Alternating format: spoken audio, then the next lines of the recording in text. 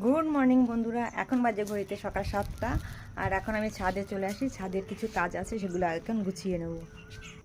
নিচে কয়েকটা টগর ফুল ফুটেছে, তা সেগুলো ঠোঙায় করে তুলে নিয়েছি। আর ওপরে অপরাজিতা কটা ফুল তুলে নেবো এখন। তো এই যে ফুল তুলে নিলাম, গাছে জল দেওয়া হয়ে গেছে। তো বন্ধুরা, রান্না বান্না শুরু করে দিয়েছি। এখানে ডিম সেদ্ধ বসিয়েছি।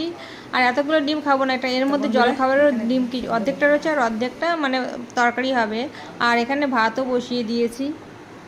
তো বন্ধুরা, সকালকার মতো রান্না বান্নাটা করে নিয়েছি। এখন 8:17 ট্রেন ধরবে ছেলে, তা ছেলের টিফিনটা এখন গুছিয়ে দেবো। ছেলের জন্যই হালকা পাতলা ডিমের ঝোলটা করেছি।